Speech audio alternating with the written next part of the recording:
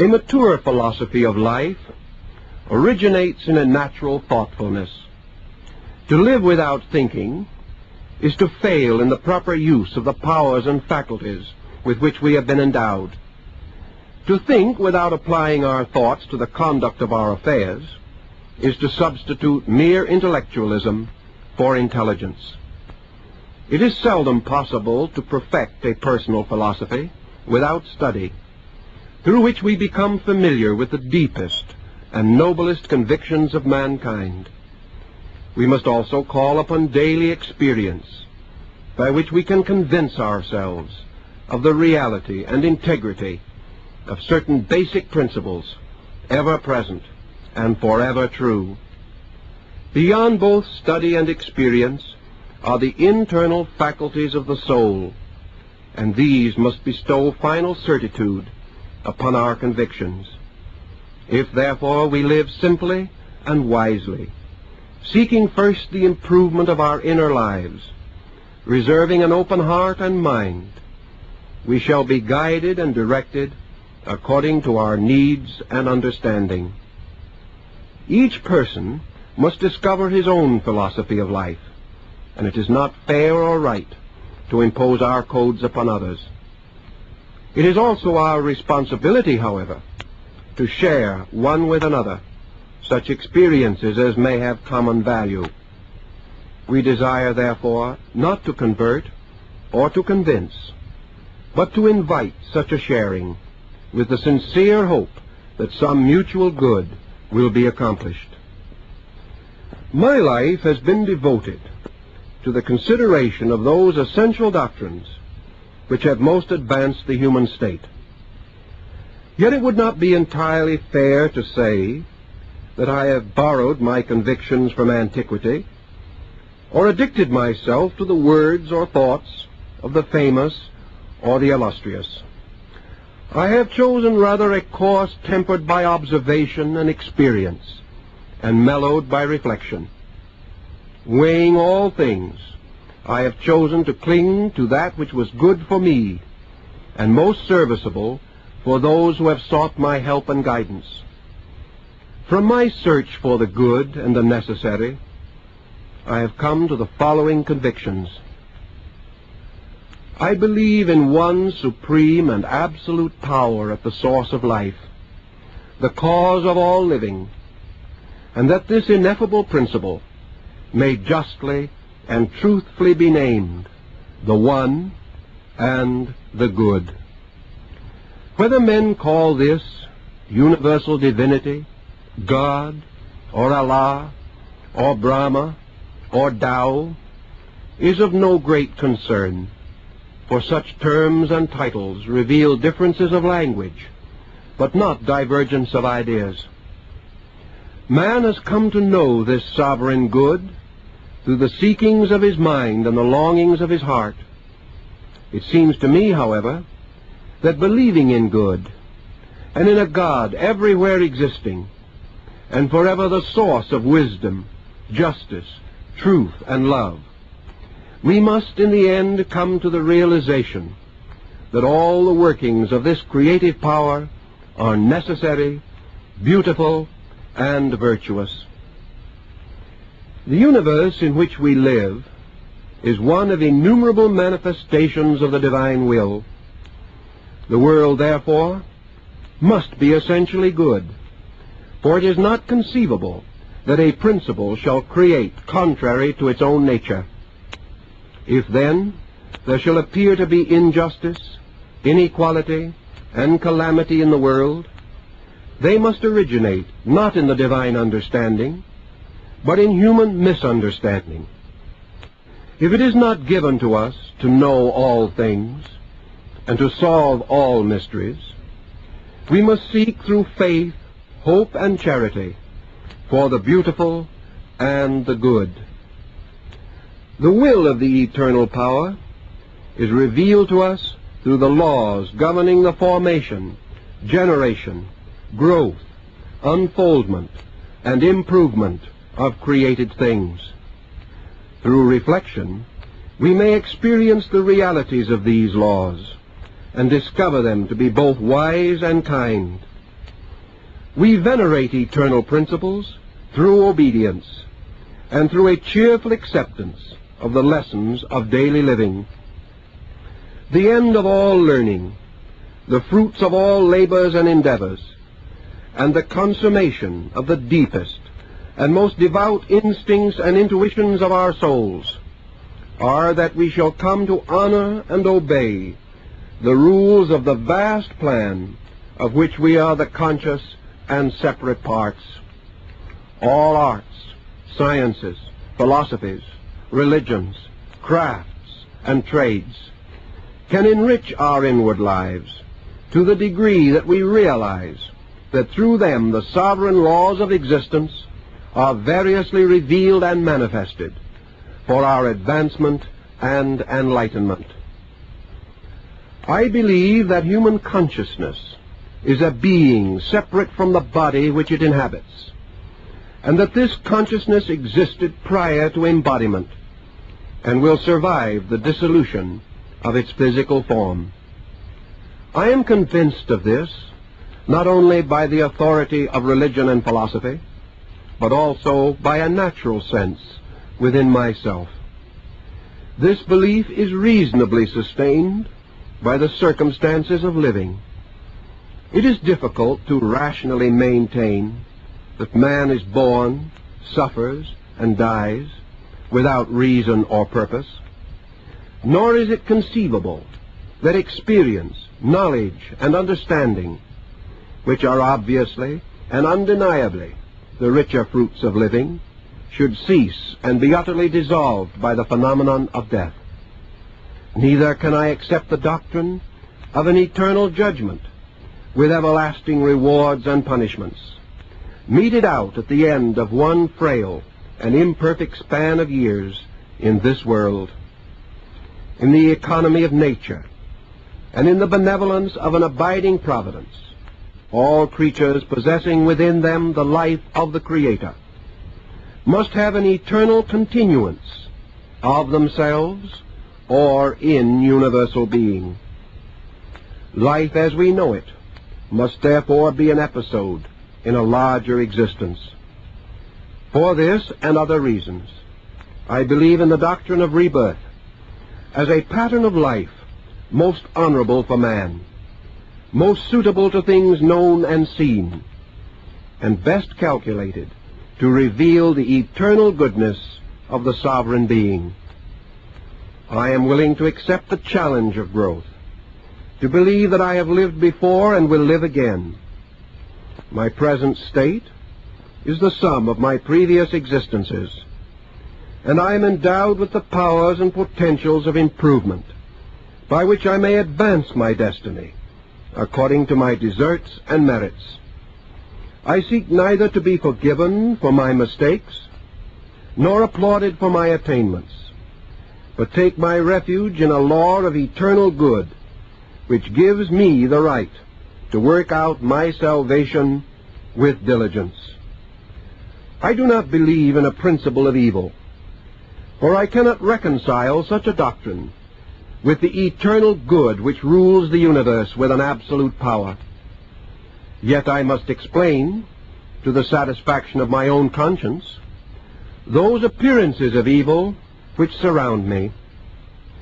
By experience and observation, I have satisfied myself that evil is another name for ignorance. Through ignorance, man becomes selfish, critical, and destructive. And from these abuses and misuses of his divine and natural resources, he causes corruption and discord in the way of life which he has fashioned. When man violates natural law or disobeys the code of his own kind, he brings upon himself certain retributions which appear to him to be unreasonable punishment. In the broad pattern of mortal existence, discord reveals the need for concord, selfishness, the need for unselfishness, cruelty, the need for kindness, and ignorance, the need for the tireless search after truth and beauty. Thus what we call evil is a servant of good, for it causes us, in the end, to depart from error and cling to reality. I believe in the inalienable right of every man and woman to worship his God and to seek truth according to the instincts and inclinations of his own heart and mind. Careful study has convinced me that all the great religions of the world, past and present, teach the same essential code of conduct. They all believe in the existence of a sovereign power or being. They teach in one way or another the immortality of the soul, and they affirm the ultimate victory of good over evil, light over darkness, truth over error. It seems to me that as the earth has many climates suitable for the development of living creatures, so faith may have many names, but named or nameless, comforts and inspires those of sincere spirit who seek the consolation of devout belief. I would therefore never seek to convert a man from his faith or to another, but rather would help him in any way that I can to find the richness and fullness of his own religion. In time he will realize that as one light can be manifested through many colors, so one truth can be sought and found through the several colors of sincere believing. It may happen, however, that different religions have advanced and specialized certain parts, tenets, and doctrines of the one and eternal religion. Therefore it seems to me that through the study of comparative religion we come nearer to the complete truth, which is the one and eternal faith. Conflict between beliefs, therefore, confuses and obscures man's natural instinct to worship the supreme good. For the same reason, I believe that all races and creatures are parts of one plan, and should not be regarded as in any way separate or distinct from that plan. All men, regardless of their races or nations, their colors or conditions, share one life, exist in one world, and are the children of one creating power. Therefore I shall measure a man not by his complexion, but by his works, and will decline to hold any attitude which disparages him because of circumstances arising from birth or social estate. I am assured by my own conscience that if I cannot find the good in myself and in my fellow man, I shall in no way discover it in space or beyond the stars. I sincerely believe that I have been endowed with faculties, powers, and perceptions, for the use of which I am morally responsible. It is my duty to myself, to my world, and to the eternal power by and in which I exist, to govern my temper, subdue my appetites, refine my emotions, inform my mind, and increase my understanding. Failure to advance these causes must leave me a victim to my own intemperances and expose me to the just censure of my associates. Because I am a conscious being, and not required to follow the immediate instincts and impulses of my disposition, I can be kind, just, gentle, forgiving, compassionate, and self-sacrificing, even under the most trying and difficult circumstances. Both by observation and experience, and by the testimony of the ages, I inwardly know right from wrong, and good from bad. I may not attain to an absolute definition of these terms, but I understand them as they apply to me and to my own conduct. I cannot, therefore, claim to be wise, virtuous, or devout, unless by my actions I sustain such pretensions. It seems to me that the purposes of philosophy and psychology are to guide me in the moderation of my conduct. They teach me to be strong in the works of good, because they have brought me an understanding of the good. Philosophy is not merely a branch of learning, it is a way of life.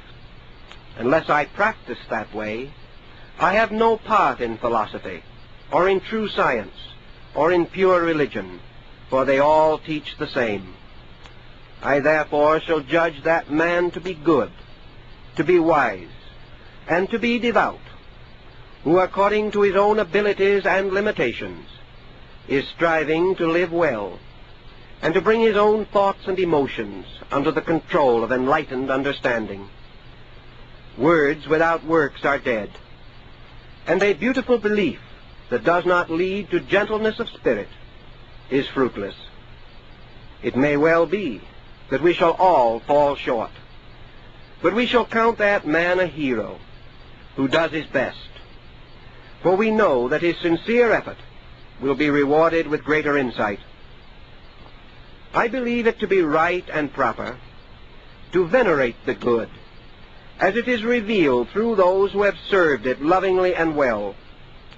Therefore I respect and admire the great philosophers, spiritual leaders, sages, and saints who have gone before. I do not worship them, nor do I desire to copy any one of them, for I believe that each has his own destiny, which must be unfolded and perfected. If we should respect our parents, who are the sources of our being, should we not also respect the wise, who are the sources of our well-being? I am therefore grateful that good men and women have lived, and I gladly bestow upon them the recognition and appreciation which were denied to most of them while they lived. I believe that we may outgrow our teacher, but never our duty to remember him with gratitude. I find a great consolation in the realization that these good and great leaders were mortals like ourselves, with shortcomings like our own. For by these facts and signs, I realize that it is possible for an imperfect man to be so dedicated to truth that he may serve others and contribute to the dissemination of eternal realities. I believe that it is just and proper that we should take full advantage of all new discoveries in every branch of learning. I cannot condemn science or education or modern philosophy because of their shortcomings. I know that they must be served by imperfect mortals who, like myself, are seeking to grow and to explore the mysteries of life, time, and space. I feel it to be unwise to criticize or condemn, lest I cause others to copy my attitudes or to feel that they are justified in agreeing with me. I have learned from experience that constructive words, kindly appreciation, and a full recognition of good intentions contribute more to the growth of others than fault-finding and disparagement. I am inclined, therefore, to be silent if I cannot commend. A good life must have communion with the inner parts of itself. It is right and proper that we should cultivate quietude and set aside some part of our time to gentle reflection. I believe that the eternal being within us makes known its purposes most immediately and fully through the peaceful heart and the quiet mind. It is therefore of the greatest utility to experience the presence of the eternal good as a benediction upon the spirit, inclining us naturally to peace of soul. There can be no peace without faith, for through faith alone do we discover the truth and reality of peace. I believe that the philosopher should be a law-abiding citizen, should keep the statutes of the nation and community in which he lives, and if he be unable to so accept and acknowledge, he should depart to some other region more suitable to his inclinations. Advancement in learning causes us to wonder about the goodness of things and to appreciate growth and progress. This does not mean, however, that we are unmindful of faults and failings. It is better to be inspired to correct the condition than to allow ourselves to become mere critics. As we cultivate integrity in ourselves, we strengthen and enrich society, thus gradually making possible all reasonable reforms. I have observed that those of cheerful disposition, well disposed toward others, naturally slow to anger and quick to forgive, tolerant and inclined to cultivate peace and concord, are most likely to enjoy good health. Happiness and security must be earned by conduct, and are reserved for those who merit such rewards. Thus it seems that the laws of the universe assert themselves and make known the divine plan for man. Moderation is a virtue, for both abstinence and indulgence are extremes, and nature requires a middle course. I believe that possession is a conceit of the human mind. We are not here to exercise ownership, but to accept a certain stewardship. We cannot possess other persons without injuring them, and even more afflicting ourselves. To have more than we need is a burden to the soul, and a constant temptation to excess and extravagance. Those with many worldly goods have slight time or incentive for the cultivation of character. They become the servants of their own belongings, and are deluded with a false sense of security. It is good for every person to work. Love of religion or philosophy, or the effort to acquire spiritual graces, should never prevent an individual from being a self-sustaining member of society. To be skilled in a craft or a trade is to participate in the experience of creativeness, and to retain honor, and to preserve dignity of person. Nor can I conceive one useful labor to be more excellent than another, or that humble endeavor should be looked down upon or despised. Honest toil is as much a part of religion as the most elaborate ritual in the church or the cathedral. I believe that love is an eternal power and a natural part of the sovereign good. If all things be created by wisdom and supported by strength, they shall be perfected by love. Wherever the redeeming power is present in the world, working the mysteries of regeneration and redemption, there we shall find love. It is a medicine for the sickness of the mind, the debility of the soul, or the exhaustion of the body. By love all things are tempered and subdued, and their perfect works are revealed. For man there can be no proof of love, except that he shall love. By the power of love he is induced to sacrifice himself, and to place the happiness of others above his own. If he loves truly, he will act nobly. He will find no excuse for unkindness or discord, but will forgive his enemy and sustain his friend.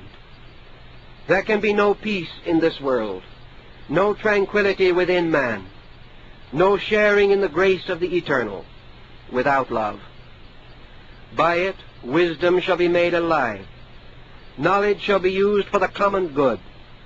Science will become the servant of progress, and religion will end its doctrine of fear. Love is not to be declared or uttered or spoken, but shall be revealed by deeds. By it we are moved to do those things which bring joy to those we care for. True love can never be selfish or self-seeking, but gives of itself utterly and completely. I have further observed that it is most difficult to apply wisdom to simple things. It is easier to explain the universe than to understand the conduct of a friend. It is easier to plan a reformation of society than to build a good home or bring laughter to the eyes of the sorrowful. Therefore it seems to me that the truth-seeker should first put in order that which is nearest to himself. He discovers the wisdom and folly of his beliefs immediately, if he attempts to live these beliefs. If, however, he shall ignore his own life and seek larger fields of endeavor, he may live for many years addicted to false doctrines, without the truth being evident to him. Nor should he ever expect others to love and respect him, if he does not love and respect them.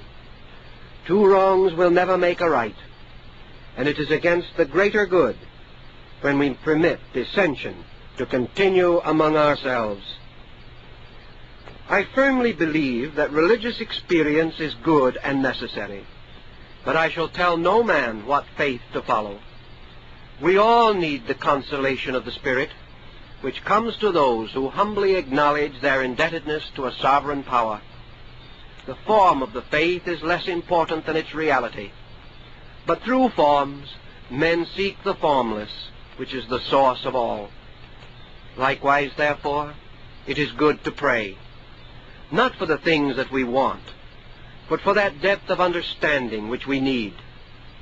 Let us therefore pray that we shall live without offense, that we shall serve the good, that in all things we shall be kind, and that in the end we shall know our God.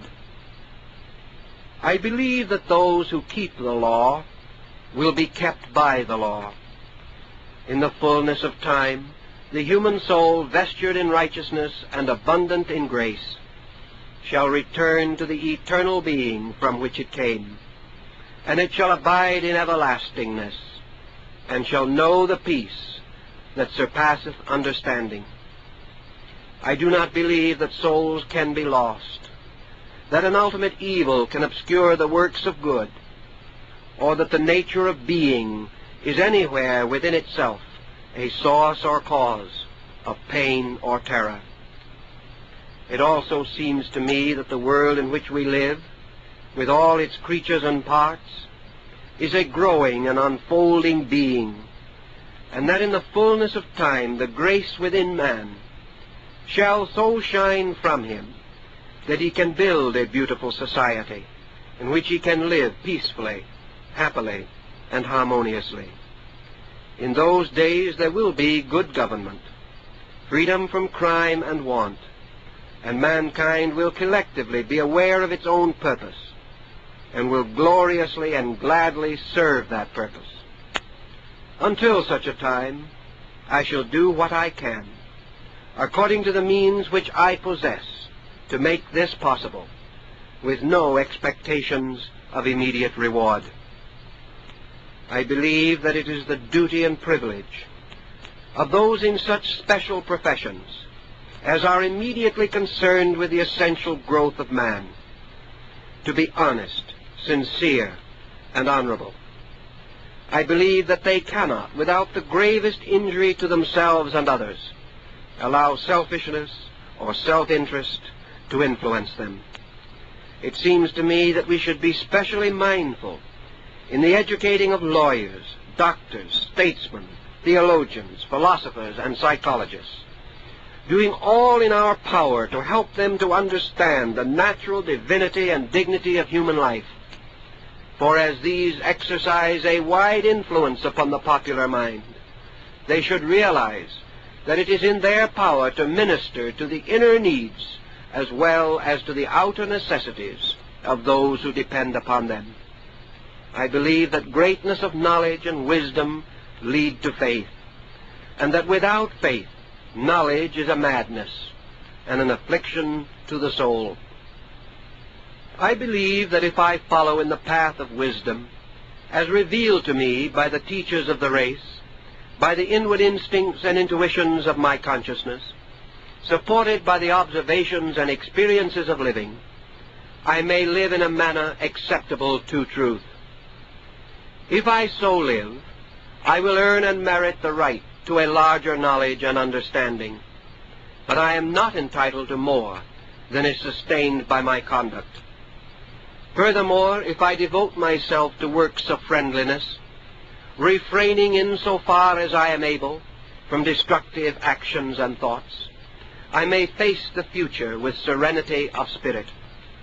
I shall live without fear and die without fear. for I shall have justified my faith. Believing in a universe of truth and beauty, I shall meet each day without question or doubt. I shall remember the past without regret or remorse, and I shall look to the future for the fulfillment of all good things.